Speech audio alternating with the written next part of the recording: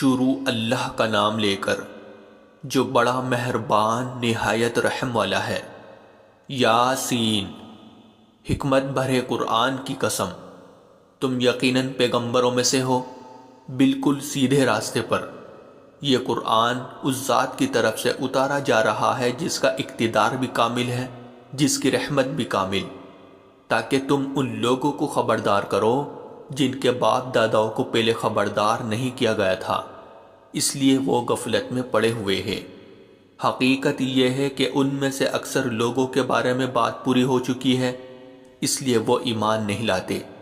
ہم نے ان کے گلوں میں توق ڈال رکھے ہیں جو ٹھوڑیوں تک پہنچے ہوئے ہیں، اور اس وجہ سے ان کے سر اوپر کو اٹھے رہ گئے ہیں، اور ہم نے ایک آڑ ان کے آگے کھڑی کر دی ہے اور ایک آڑ ان کے پیچھے کھڑی کر دی ہے، اور اس طرح انہیں ہر طرف سے ڈھانک لیا ہے، جس کے نتیجے میں انہیں کچھ سجائی نہیں دیتا۔ اور ان کے لیے دونوں باتیں برابر ہیں، چاہے تم انہیں خبردار کرو یا خبردار نہ کرو، وہ ایمان نہیں لائیں گے۔ تم تو صرف ایسے شخص کو خبردار کر سکتے ہو جو نصیحت پر چلے اور خدا رحمان کو دیکھے بغیر اس سے ڈرے۔ چنانچہ ایسے شخص کو تم مغفرت اور باعزت اجر کی خوشخبری سنا دو۔ یقیناً ہم ہی مردوں کو زندہ کریں گے، اور جو کچھ عمل انہوں نے آگے بھیجے ہیں ہم ان کو بھی لکھتے جاتے ہیں، اور ان کے کاموں کے جو اثرات ہیں ان کو بھی، اور ہم نے ایک واضح کتاب میں ہر چیز کا پورا احاطہ کر رکھا ہے۔ اور اے پیغمبر، تم ان کے سامنے ایک بستی والوں کی مثال پیش کرو جب ان کے پاس رسول آئے تھے۔ جب ہم نے ان کے پاس شروع میں 2 رسول بھیجے تو انہوں نے دونوں کو جھٹلا دیا، پھر ہم نے ایک تیسرے کے ذریعے ان کی تائید کی، اور ان سب نے کہا کہ یقیناً جانو ہمیں تمہارے پاس رسول بنا کر بھیجا گیا ہے۔ انہوں نے کہا تمہاری حقیقت اس کے سوا کچھ بھی نہیں ہے کہ تم ہم جیسے ہی آدمی ہو، اور خدا رحمان نے کوئی چیز نازل نہیں کی ہے، اور تم سراسر جھوٹ بول رہے ہو۔ ان رسولوں نے کہا ہمارا پروردگار خوب جانتا ہے کہ ہمیں واقعی تمہارے پاس رسول بنا کر بھیجا گیا ہے، اور ہماری ذمہ داری اس سے زیادہ نہیں ہے کہ صاف صاف پیغام پہنچا دے۔ بستی والوں نے کہا ہم نے تو تمہارے اندر نحوست محسوس کی ہے، یقین جانو اگر تم باز نہ آئے تو ہم تم پر پتھر برسائیں گے، اور ہمارے ہاتھوں تمہیں بڑی دردناک سزا ملے گی۔ رسولوں نے کہا تمہاری نحوست خود تمہارے ساتھ لگی ہوئی ہے، کیا یہ باتیں اس لیے کر رہے ہو کہ تمہیں نصیحت کی بات پہنچائی گئی ہے؟ اصل بات یہ ہے کہ تم خود حد سے گزرے ہوئے لوگ ہو۔ اور شہر کے پرلے علاقے سے ایک شخص دوڑتا ہوا آیا، اس نے کہا اے میری قوم کے لوگوں، ان رسولوں کا کہنا مان لو، ان لوگوں کا کہنا مان لو جو تم سے کوئی اجرت نہیں مانگ رہے، اور وہ صحیح راستے پر ہے۔ اور بھلا میں اس ذات کی عبادت کیوں نہ کروں جس نے مجھے پیدا کیا ہے اور اسی کی طرف تم سب کو واپس بھیج۔ بھلا کیا اسے چھوڑ کر میں ایسوں کو معبود مانوں کہ اگر خدا رحمان مجھے کوئی نقصان پہنچانے کا ارادہ کر لے تو ان کے سفارش میرے کسی کام نہ آئے، اور نہ وہ مجھے چھڑا سکے۔ اگر میں ایسا کروں گا تو یقیناً میں کھلی گمراہی میں مبتلا ہو جاؤں گا۔ میں تو تمہارے پروردگار پر ایمان لا چکا، اب تم بھی میری بات سن لو۔ آخر کار بستی والوں نے اس کو قتل کر دیا، اور اللہ کی طرف سے اس سے کہا گیا کہ جنت میں داخل ہو جاؤ۔ اس نے جنت کی نعمتیں دیکھ کر کہا کہ کاش میری قوم کو معلوم ہو جائے کہ اللہ نے کس طرح میری بخشش کی ہے اور مجھے باعزت لوگوں میں شامل کیا ہے۔ اور اس شخص کے بعد ہم نے اس کی قوم پر آسمان سے کوئی لشکر نہیں اتارا، اور نہ ہمیں اتارنے کی ضرورت تھی۔ وہ تو بس ایک ہی چنگھاڑ تھی جس سے وہ ایک دم بجھ کر رہ گئی۔ افسوس ہے ایسے بندوں کے حال پر، ان کے پاس کوئی رسول ایسا نہیں آیا جس کا وہ مذاق نہ اڑاتے رہے ہو۔ کیا انہوں نے نہیں دیکھا کہ ان سے پہلے ہم کتنی قوموں کو اس طرح ہلاک کر چکے ہیں کہ وہ ان کے پاس لوٹ کر نہیں آتے؟ اور یہ جتنے لوگ ہیں ان سبھی کو اکٹھا کر کے ہمارے سامنے حاضر کیا جائے گا، اور ان کے لیے ایک نشانی وہ زمین ہے جو مردہ پڑی ہوئی تھی، ہم نے اسے زندگی عطا کی، اور اس نے غلہ نکالا جس کی خوراک یہ کھاتے ہیں۔ اور ہم نے اس زمین میں کھجوروں اور انگوروں کے باغ پیدا کیے، اور ایسا انتظام کیا کہ اس میں سے پانی کے چشمے پھوٹ نکلے تاکہ یہ اس کی پیداوار میں سے کھائے۔ حالانکہ اس کو ان کے ہاتھوں نے نہیں بنایا تھا، کیا پھر بھی یہ شکر نہیں کرے گے؟ پاک ہے وہ ذات جس نے ہر چیز کے جوڑے جوڑے پیدا کیے ہیں، اس پیداوار کے بھی جو زمین اگاتی ہے اور خود انسانوں کے بھی، اور ان چیزوں کے بھی جنہیں یہ لوگ ابھی جانتے تک نہیں ہیں۔ اور ان کے لیے ایک اور نشانی رات ہے، ہم اس پر سے دن کا چھلکا اتار لیتے ہیں تو وہ یکایک اندھیرے میں رہ جاتے ہیں، اور سورج اپنے ٹھکانے کی طرف چلا جا رہا ہے۔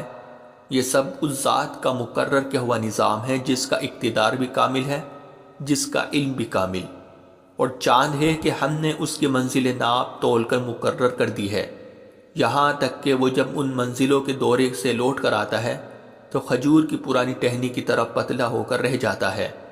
نہ تو سورج کی یہ مجال ہے کہ وہ چاند کو جا پکڑے، اور نہ رات دن سے آگے نکل سکتی ہے، اور یہ سب اپنے اپنے مدار میں تیر رہے ہیں۔ اور ان کے لیے ایک اور نشانی یہ ہے کہ ہم نے ان کی اولاد کو بھری ہوئی کشتی میں سوار کیا، اور ہم نے ان کے لیے اسی جیسی اور چیزیں بھی پیدا کی جن پر یہ سواری کرتے ہیں، اور اگر ہم چاہیں تو انہیں غرق کر ڈالیں، جس کے بعد نہ تو کوئی ان کی فریاد کو پہنچے اور نہ ان کی جان بچائی جا سکے۔ لیکن یہ سب ہماری طرف سے ایک رحمت ہے اور ایک معین وقت تک زندگی کا مزہ اٹھانے کا موقع ہے جو انہیں دیا جا رہا ہے۔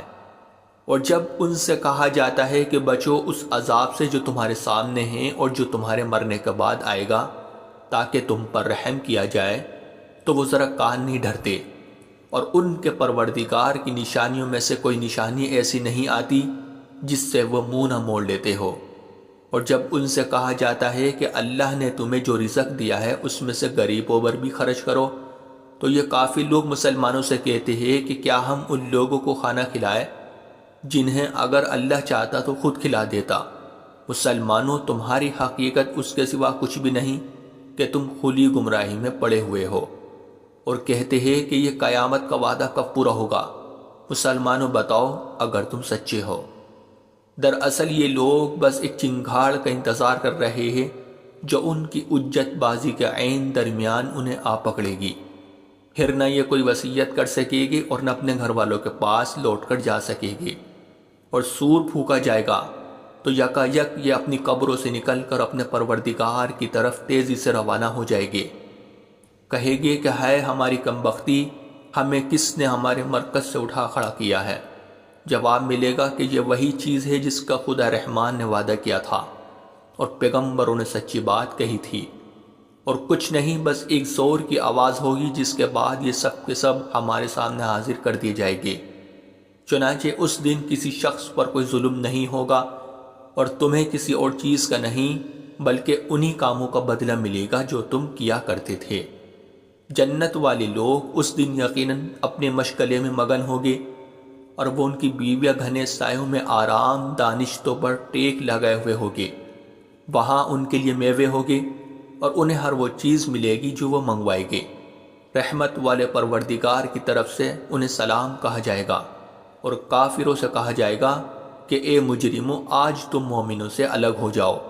اے آدم کے بیٹو، کیا میں نے تمہیں تاکید نہیں کر دی تھی کہ تم شیطان کی عبادت نہ کرنا؟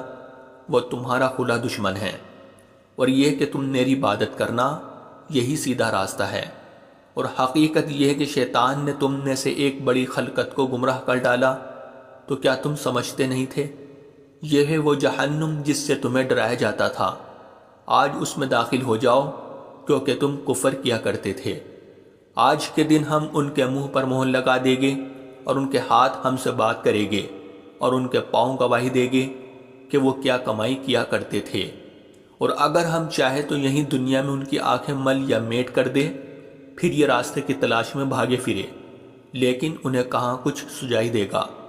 اور اگر ہم چاہیں تو ان کی اپنی جگہ پر بیٹھے بیٹھے ان کی صورتیں اس طرح مسخ کر دے کہ یہ نہ آگے بڑھ سکے۔ اور ہم جس شخص کو لمبی عمر دیتے ہیں اسے تخلیقی اعتبار سے الٹ ہی دیتے ہیں، کیا پھر بھی انہیں عقل نہیں آتی؟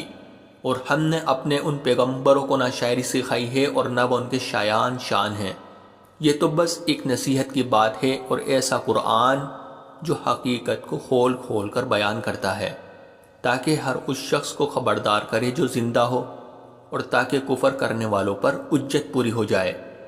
اور کیا انہوں نے یہ نہیں دیکھا کہ ہم نے اپنے ہاتھوں کی بنائی ہوئی چیزوں میں سے ان کے لیے موشی پیدا کیے اور یہ ان کے مالک بنے ہوئے ہیں، اور ہم نے ان موشیوں کو ان کے قابو میں دے دیا ہے، چنانچہ ان میں سے کچھ وہ ہے جو ان کی سواری بنے ہوئے ہیں اور کچھ وہ ہے جنہیں یہ کھاتے ہیں۔